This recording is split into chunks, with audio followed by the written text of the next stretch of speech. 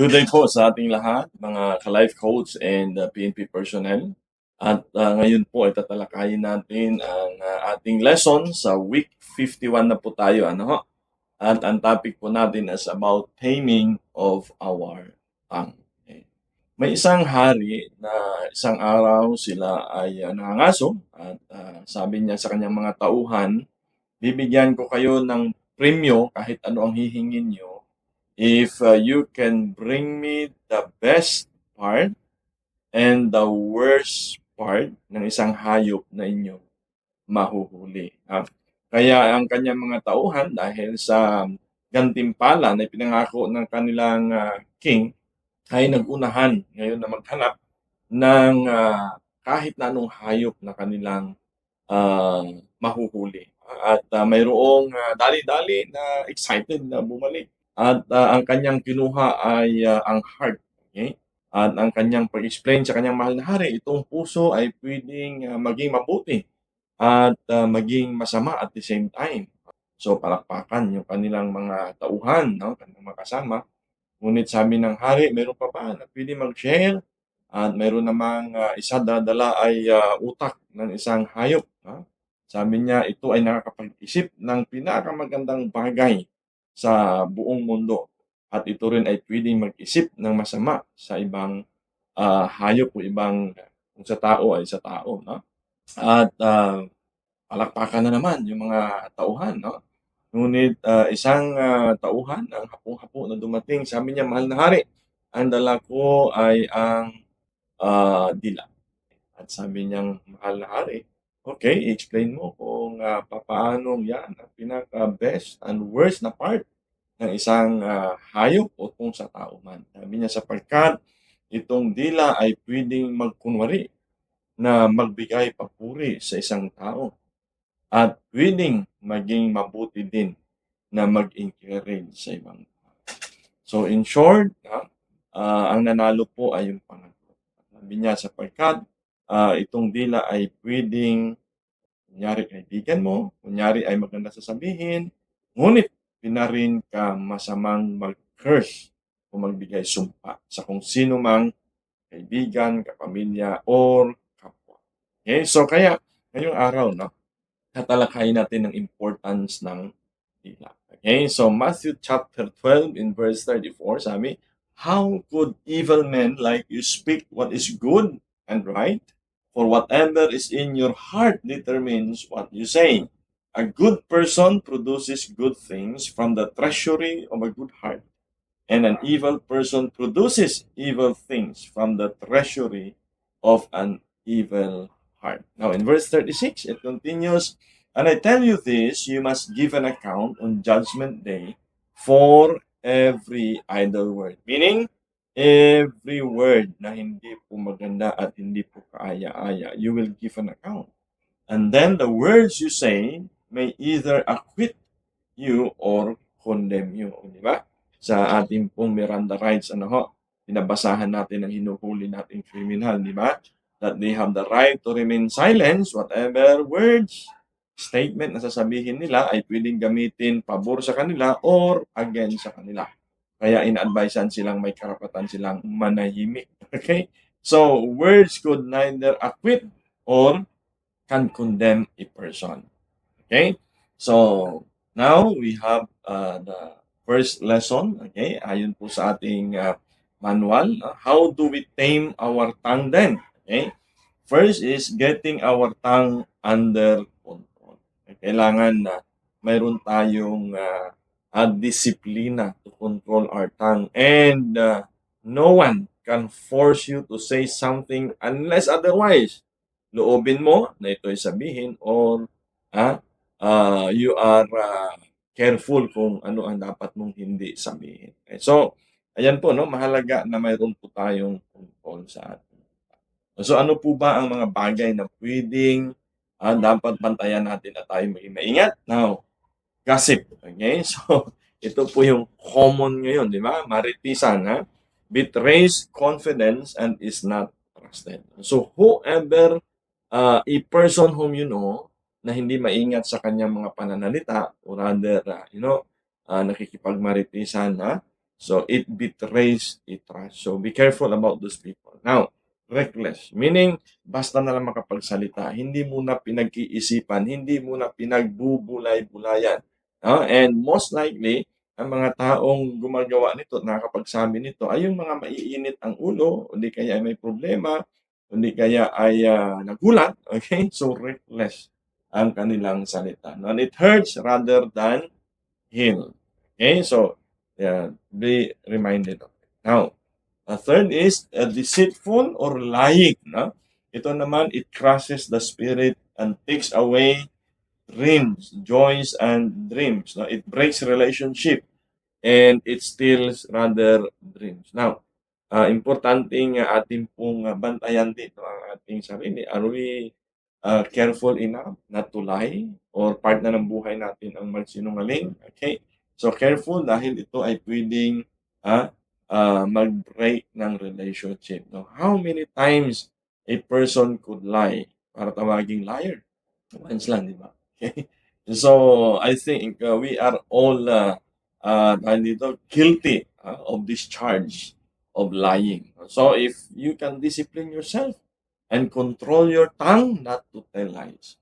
And of course, flattering tongue. No? Ito yung mga mabubulas. Okay? O nambubula na mga na mga dila. No? It brings harm to both the giver and the receiver. Right? So, yun po yung harm na dala po ng flattering words. Okay? Mabulaklakin o di kaya ay kumbaga ay katulad ng deceitful tongue, no? Ito naman ay talagang imbis na makatulong ay makakasira. Okay? Now James chapter 1 and verse 26, the Bible says, those who consider themselves religious and yet do not keep a tight rein on their tongue deceive themselves and their religion is worthless. Even a person is religious but cannot control, cannot contain some words. Okay?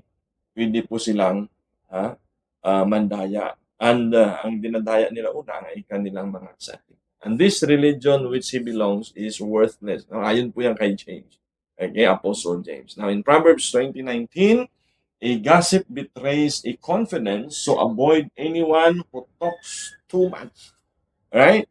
So, I hope that we will discipline ourselves not to entertain gossip. Alam niyo ang isang tao kapag mahilig magmarites at ikaw hindi mahilig upon attempt o di kaya pag-share niya pa lang ihinto mo na hindi na yan uulit.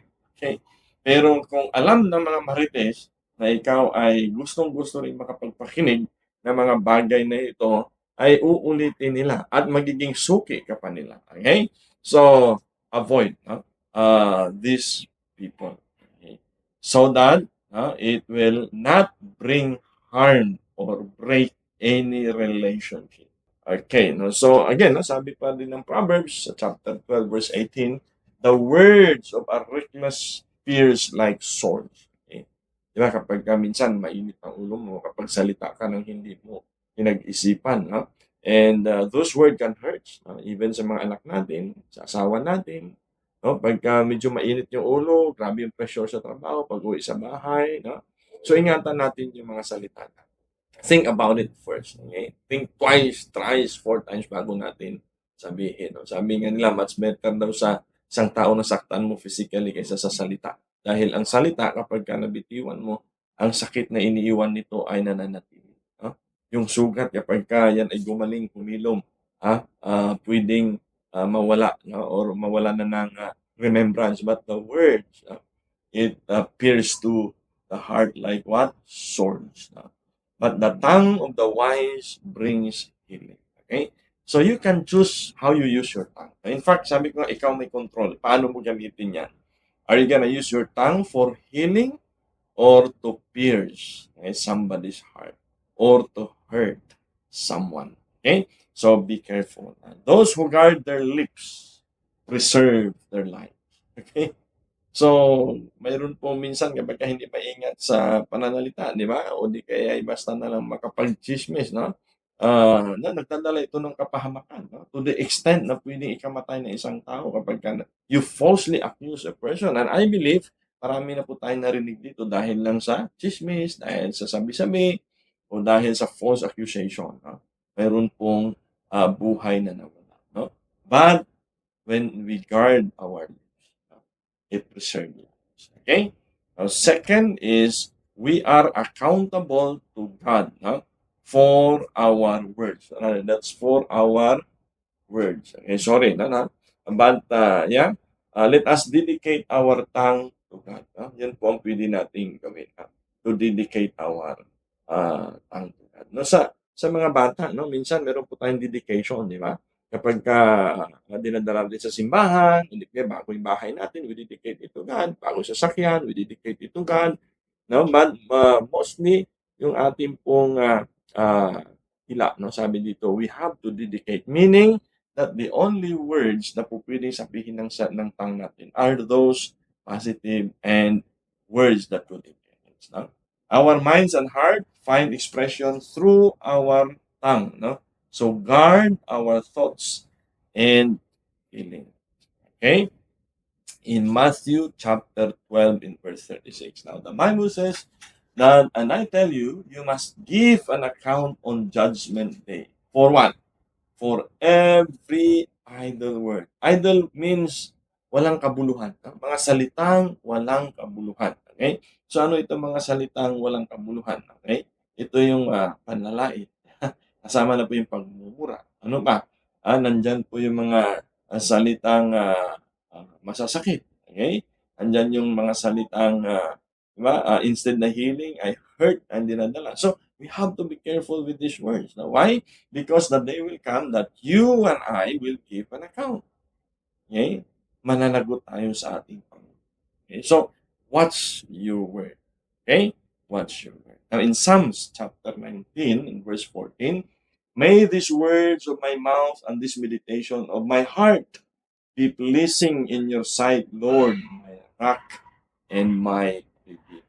So, pupwede pa lang ang ating panalangin ay ang ating mga salita na namumutawid sa ating mga bibig ay magiging pleasing. Meaning, every word na sasabihin natin will give praises unto the Lord. No? Tayo po minsan, no, kapag may mga mababait tayong boss, no, pinupuri natin, makasamahan natin, pinupuri natin. In fact, minsan nga, kahit hindi ka puri-puri, pinupuri natin to the extent na magkaroon tayo ng pamuro. Di ba? So those are flattering words. But sabi po dito, no, sabi ng salita ng Panginoon, we should use our words to meditate, okay? And please God other instead. Okay? Now, number 3 and last, fill our heart with God's word. And the Bible says in Matthew chapter 12 verse 34 that out of the abundance of the heart the mouth speaks. Okay? So dapat ay punuin daw natin ito ng salita ng Panginoon. So that ang mamumutawid sa bibig natin ay salita ng Panginoon. So whatever comes into our mind becomes our word. Okay? So be careful about how you feed your mind. And ano din yung isinasa puso natin. Okay? Because what comes our mind ay nakukonceive din ng ating puso. And that becomes our word. So, if I may, so fill your minds, your thoughts with God's word. Okay? And time again, maisa sa puso natin, maisa sa buhay natin. So those words ay mababanggit natin, masasabi natin, may encourage natin sa mga kasama natin on part of our part. Now, listen before we speak. These are the words and reminders that we can take note. And speak words of grace and life. Don't you know that life and death are in the power of the tongue? Okay? Says the Bible. Okay? Now, so speak word with grace and life. So, to encourage somebody. Hindi yung kaya nga pa lang, no? You curse somebody. Kakagising mo na lang ay pinagalitan mo na yung anak mo, asawa mo, yung kasamahan mo siya. Give life. And your word can give life, no? Don't you know that your word also can kill dream? Pagka lagi natin sinasabi sa anak natin, ikaw wala kang mararating, ikaw wala kang mararating. And indeed, baka wala siya mararating. Why? Because you keep on repeating. And so that comes into his thoughts at saka puso niya, then it becomes his words and action. Wala nga akong silbi. Okay, so careful about our words that will give grace and life. Let us use our tongue to build up rather than to tear down. Encourage somebody today. Okay? Sabi ko nga kung sino yung tao, lalo ng mga mahal natin sa buhay. No? Use our tongue to build them. If positive. Yung maririnig nila sa atin, encouragement. Hindi yung pinuput down, hindi yung kinukondemn, hindi minumura. Okay? So, let's use our tongue to build. Kasi, sabi nila yung education, maganda na mag-build up to sa mga bata, ipag-aaral. But, don't you realize that it starts from our home? From our home. Kung ano yung naririnig ng mga anak natin. Ano yung naririnig ng mga kasamahan natin sa loob. It can build them or it can tear them down. Okay? So, next. My dear brothers, sabi ni James, and sisters, take note of this. Everyone should be quick to listen, okay? Slow to speak, and slow to become angry. So we must be quick to listen. And as we listen, we can speak slow. We can speak slow and also slow to anger. Okay? So hope that will help, and also let our conversation be gracious and attractive so that you will have the right response for everyone. So learn how to tame our tongue. Okay? Let your conversation speak life, grace, love, not death and condemnation. Magandang araw po sa atin.